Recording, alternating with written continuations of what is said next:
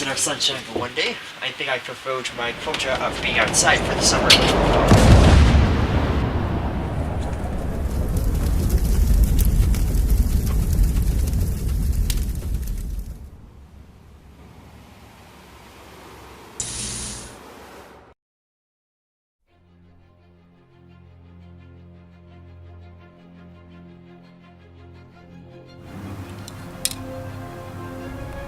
What is this?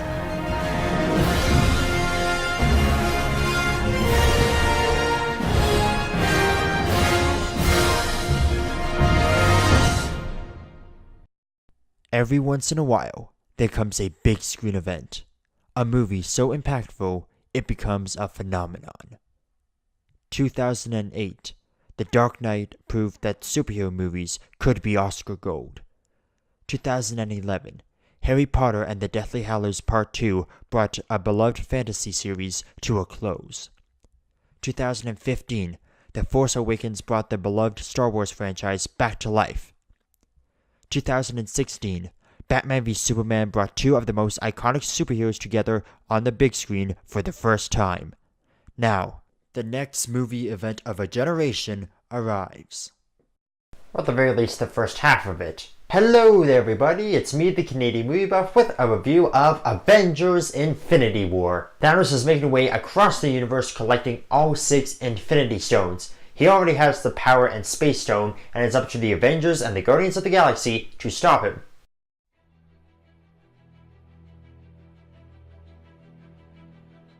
There's kind of a weird feeling going into this movie. It's not quite the big finale, but you know that it's a huge turning point in the MCU. You can't help but wonder, how are they going to balance all of these different genres of the MCU? You got the high school comedy of Spider-Man, the rock and roll space atmosphere of Thor and the Guardians, the fantasy of Doctor Strange, the spy thriller of Black Widow and Captain America, and the gritty realism of Iron Man. How do you mix those genres and not screw it up? Well, they did it. This movie has been in the works ever since Nick Fury broke into Tony Stark's house, and believe me, it's totally worth it. The tone for the movie is set up right away. You have Thanos and the Black Order attacking the Asgardian ship, and half the population has been wiped out. Thanos, already having the Power Stone, demands that Loki hands over the Tesseract in exchange for Thor's life. Loki is at first like, you know my answer.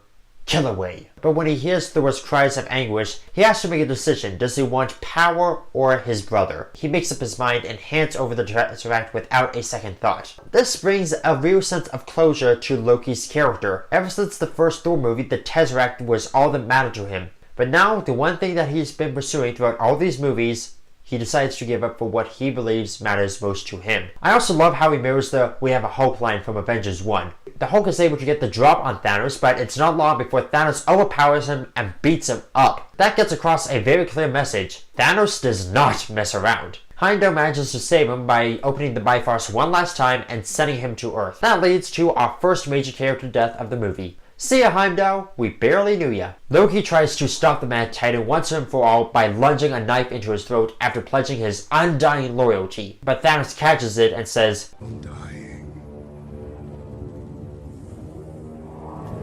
You should choose your words more carefully."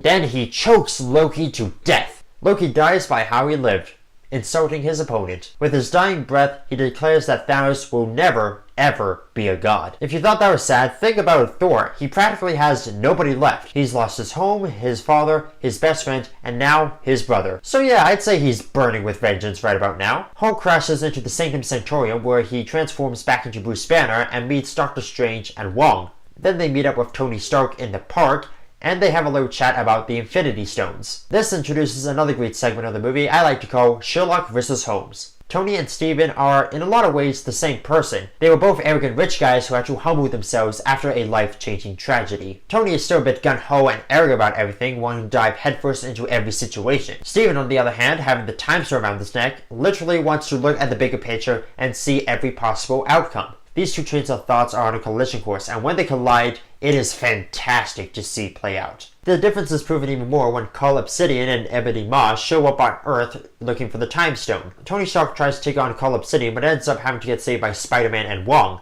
Doctor Strange goes down too, but not without giving Ebony a pretty good fight. Spider-Man and Iron Man end up on the ship and rescue Doctor Strange, and their part of the movie pretty much slows down until they meet up with the Guardians. Speaking of which, their storyline starts out with them responding to the distress call sent out by the Asgardian ship. Being that it's been 4 years in the MCU timeline since the events of Volume 2, they've sort of eased into their roles as Guardians. This is just another paycheck for them. But when they show up, they realize maybe they're not getting that money after all. They bring on board the lone survivor, Thor, and it makes for some great comedic interaction, usually with Thor undermining Peter Quill, and Peter trying to regain some respect out of him. Rocket, Groot, and Thor end up going to Nidavellir to find a weapon that can kill Thanos, while Star-Lord, Gamora, Drax, and Mantis go off to nowhere to retrieve the Aether, which contains the Reality Stone, from the Collector. They show up, finding that Thanos literally has the Collector under his boot, but doesn't have the Reality Stone. After a botched plan of attack, Gamora sneaks up and manages to stab him in the throat and kill him. Well then, problem solved. Nope, it's a trick of the mind. As it turns out, Thanos already had the Reality Stone, and it was all a ploy to see what Gamora would do if she ever saw Thanos again. Thanos manages to get a hold of her, and Peter has to fill out a promise he made to Gamora earlier, that he would kill her before Thanos could take her away. He pulls the trigger, but it ends up shooting up bubbles, and Thanos disappears with Gamora. After some daddy-daughter debacle, Thanos forces Gamora to watch Nebula being tortured until she reveals the location of the Soul Stone. Keep in mind, we haven't had as much of a hint as where the Soul Stone is. Where does it turn out to be? On Vormir, a planet. Yeah, that's about right. And who's guarding the Sacred Stone?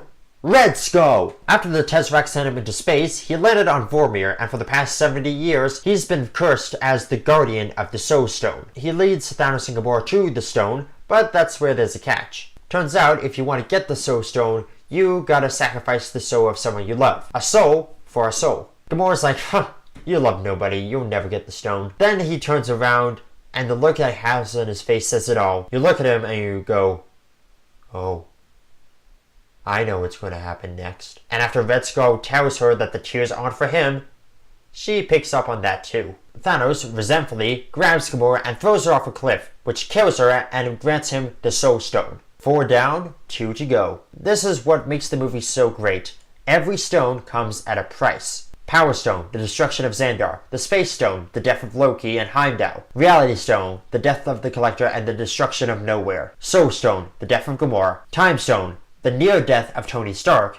And finally, the Mind Stone, the death of Vision. Poor guy not only got killed off once, he got killed off twice. Doctor Strange, Iron Man, and Spider-Man end up crashing on Titan, where they meet up with Star-Lord, Drax, Mantis, and eventually Nebula. They conduct a plan which involves taking on Thanos at once. It goes off without a hitch, but then of course we have everybody getting mad that Peter Quill knocked Thanos back into consciousness. In a weird way, Peter Quill and Thor kind of parallel each other. They're guys where losing their loved ones is part of their character development and helps them become stronger, better men. You know I can't finish off the segment without talking about the battles. Iron Man, Doctor Strange, Spider-Man, and the Guardians fighting Thanos. That is just amazing. When Thanos activates the gauntlet and then throws a moon at them. And then each of the Avengers tries to take on Thanos one by one. Tony is getting his suit ripped apart. Then he punches Thanos in the face and makes the Titan bleed. And then makes one last stand and then... Oh my... Then Doctor Strange tells him, stop! Spare his life, and I'll give you the stone. Then he goes kills Vision, and then he has all 6 Infinity Stones. But before that, there's the awesome battle in Wakanda. And when Thor, Rocket, and Groot make their entrance, it's probably one of the best moments in the entire movie.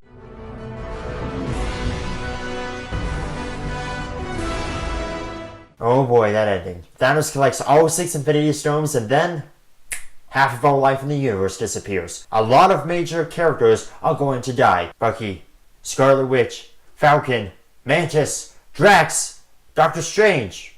Sure. Groot. Wait, again? Star-Lord, Spider-Man, Black Panther? You can see what I'm getting at. They're making it too obvious that these character deaths aren't going to stick. You're telling me that Black Panther, the same Black Panther that is currently the highest grossing superhero movie in North America, you're just gonna look at that and go, yeah, like we want to make more movies with this guy. And I would be a bit more convinced with Spider-Man and the Guardians if it wasn't confirmed that both those movies take place after the events of Avengers 4. You could have done a little bit better of a job hiding the fact that these heroes are going to come back. I don't know, have Black Widow or Thor or somebody, anybody who was part of the original 6, turn to dust.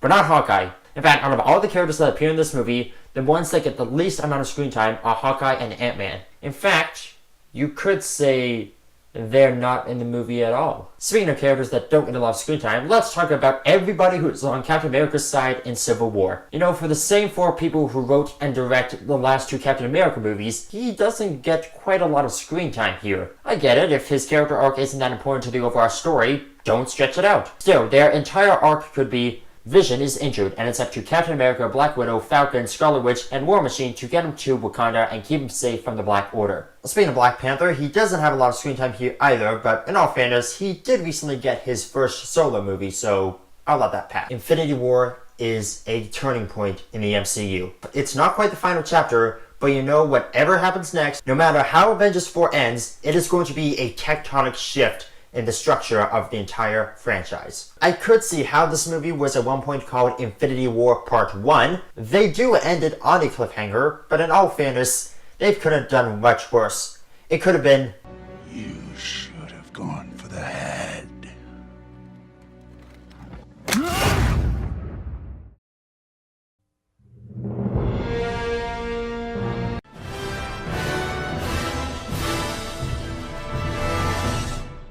in all honesty, I loved Infinity War. It had humor that didn't distract from the drama, great character moments, awesome battle sequences, and another terrific villain. Thanos didn't just kill off half the universe, he killed the MCU's villain problem. After Zemo, Vulture, Ego, Hela, Claw, Modo, and Killmonger, Thanos was just the final nail in the coffin. I saw this movie 3 times in theaters, and once I get the 4K/Blu-ray, I'll be seeing it a lot more, because Infinity War is a total incrediblast.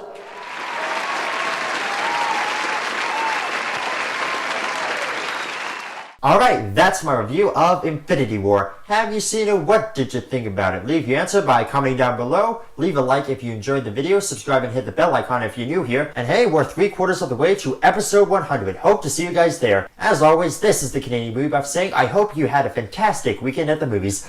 See ya!